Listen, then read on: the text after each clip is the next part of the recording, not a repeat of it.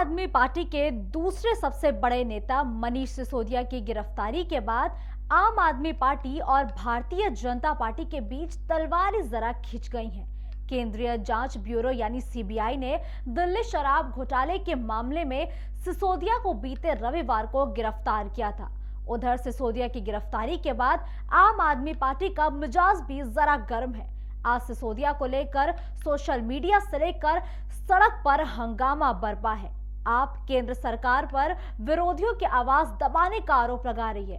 बहरहाल सिसोदिया की गिरफ्तारी के पीछे वजह जो भी है, लेकिन एक साधारण परिवार में जन्मे सिसोदिया की कहानी भी काफी दिलचस्प है। अरविंद केजरीवाल से मुलाकात से लेकर अन्ना हजारे के आंदोलन और आप की स्थापना तक सिसोदिया सबके केंद्र में रहे हैं। नमस्कार, आप देख रहे हैं देश का लोकप्रिय और विश्वसनीय चैनल ए न्यूज टुडे और मैं हूं आपके साथ मुस्कान अजवानी। 5 फरवरी 1971 को उत्तर प्रदेश के हापुड़ में जन्मे सिसोदिया ने गांव के ही स्कूल से पढ़ाई की। इसके बाद आगे की पढ़ाई उन्होंने दिल्ली में पूरी की। उन्होंने पत्रकारिता में भारतीय विद्या भवन से डिप्लोमा किया और बतौर पत्रकार अपने करियर की शुरुआत की। सिसोदिया ने पत्रकारिता की शुरुआत ऑल इंडिया रेडियो के कार्यक्रम 0 आवर को होस्टिंग के साथ की। इसके बाद उन्होंने एक निजी टीवी चैनल में भी काम किया, लेकिन पत्रकारिता में उनका कुछ ज्यादा दिन नहीं लगा। उन्होंने कुछ अलग रास्ता चुनने का मन बनाया। चूंकि वो एक बेहद ही सामान्य परिवार से आते थे, तो उन्होंने आम लोगों के लिए काम करने का कुछ मन बना लिया था। सिसोदिया ने साल 2006 में पत्रकारिता का करियर पूरी तरीके से छोड़ दिया, यानी पत्रकारिता के करियर पे फुल स्टॉप लगा दिया। उन्होंने अरविंद केजरीवाल के साथ पब्लिक कॉज रिसर्च फाउंडेशन की स्थापना की, फिर परिवर्तन एनजीओ को भी बनाया। साल 2013 में दिल्ली में सरकार बनाने से पहले सिसोदिया और केजरीवाल इन एनजीओ के जरिए काम करते थे। इसके जरिए दोनों राशन, बिजली बिल और सूचना का अधिकार के लिए काम करते थे। इसके जरिए ही ये दोनों नेता अन्ना हजारे के भी आंदोलन से जुड़े। फिर आम आदमी पार्टी की स्थापना हुई, जिसके बाद दिल्ली में आप का राज भी शुरू हो गया। सिसोदिया की केजरीवाल से मुलाकात 1998 में हुई थी। इस दौरान उन्होंने एक्टिविज्म की तरफ का भी रुख किया था। सिसोदिया कबीर नाम का एक एनजीओ भी चलाते और साल 2011 में सिसोदिया अन्ना हजारे के भ्रष्टाचार विरोधी आंदोलन का एक बड़ा हिस्सा बने। इस आंदोलन में जन लोकपाल बिल तक की मांग उठी थी।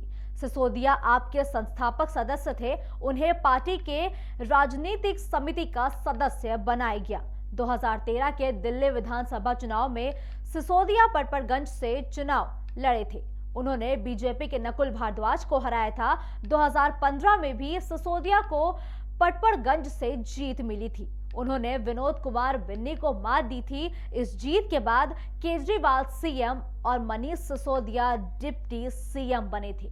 2020 के विधानसभा चुनाव में सिसोदिया ने पटपरगंज से बीजेपी उम्मीदवार रविंद्र सिंह नेगी को 3000 वोटों से हराया था। सिसोदिया के पास सर्विस, महिला और बाल विकास, कला, संस्कृति, फाइनेंस, योजना, भूमि और भवन, विजिलेंस जैसे तमाम बड़े विभाग थे। लेकिन फिर साल आया 2022, जब सिसोदिया पर दिल्ली में एक्साइज पॉलिसी में घोटाले का आरोप लगा। इस बारे में सीबीआई ने उनके घर पर छापा भी मारा और दिल्ली की नई आबकारी नीति में नियम कानून के उल्लंघन का भी आरोप है और इससे 150 करोड़ रुपए से ज्यादा के नुकसान का दावा तक किया गया है। 26 फरवरी को इसी मामले में सीबीआई ने करीब 8 घंटे की लंबी पूछताछ के बाद सिसोदिया को गिरफ्तार कर लिया और जिसके बाद सिसोदिया ने डिप्टी सीएम के पद से इस्तीफा दे दिया।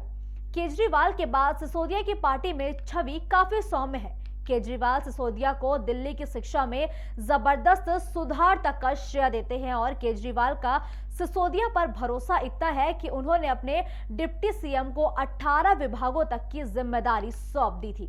अब सिसोदिया की गिरफ्तारी के बाद आपके लिए कई मुश्किलें भी शुरू हो जाएंगी।